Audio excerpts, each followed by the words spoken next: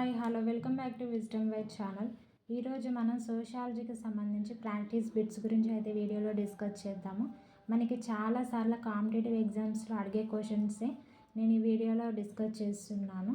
ఎవరైతే కాంపిటేటివ్ ఎగ్జామ్స్కి ప్రిపేర్ అయ్యే వాళ్ళు ఉన్నారో డిఎస్సి కానీ గ్రూప్స్ కానీ ఇంకా అదర్ కాంపిటేటివ్, సో ప్రతి ఒక్కరికైతే ఈ వీడియో యూస్ఫుల్ అవుతుంది ఫ్రెండ్స్.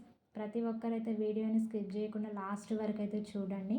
ఇంకా మన ఛానల్ని సబ్స్క్రైబ్ చేయని వాళ్ళు ఉంటే కూడా సబ్స్క్రైబ్ చేయండి మరిన్ని వీడియోస్ కోసం, ఓకేనా. వివాహాలను సంతానోత్పత్తి, పిల్లల పోషణ కోసం ఏర్పరచుకునే ఒప్పందంగా నిర్వచించిన వారెవరు?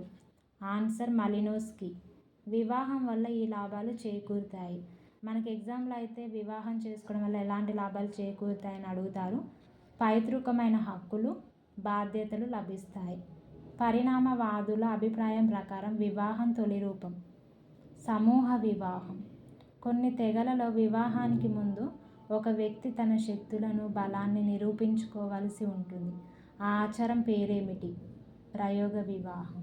వెస్టర్ మార్క్ అభిప్రాయం ప్రకారం బహుభార్యత్వానికి కారణాలు ఇవి: బ్రహ్మచర్యాన్ని బలవంతంగా రుద్దడం, సంతానపేక్ష, సామాజిక ప్రతిష్ట. ఆన్సర్ వచ్చేసి అయితే పై 3 అని అడిగారు. సరికాని జత ఏదనైతే అడిగారు. ప్రయోగ వివాహం అంటే బిల్లులు, పరీక్షావధి వివాహం అంటే కుకీలు, అనాహుత వివాహం అంటే గోండులు. ఇదైతే సరికాని జత. దేవర న్యాయం అంటే సవరులు. బహుభాతృత్వం కలిగిన తెగ తోడాలు.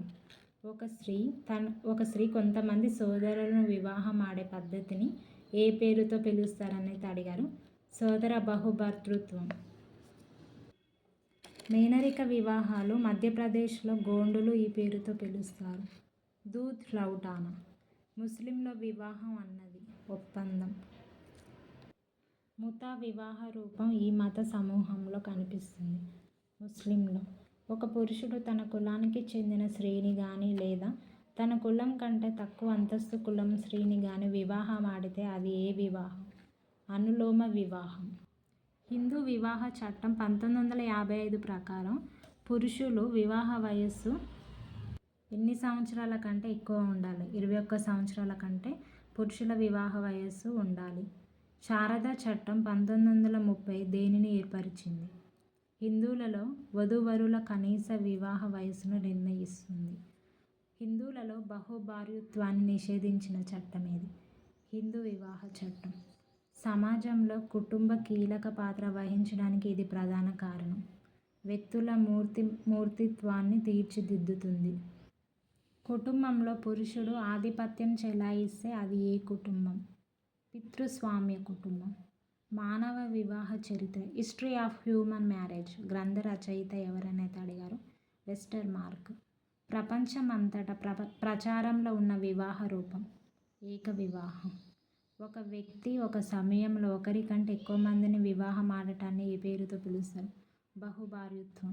ఓకేనా. మరిన్ని వీడియోస్ కోసం అయితే ఛానల్ని సబ్స్క్రైబ్ చేయండి ఫ్రెండ్స్. Thank you.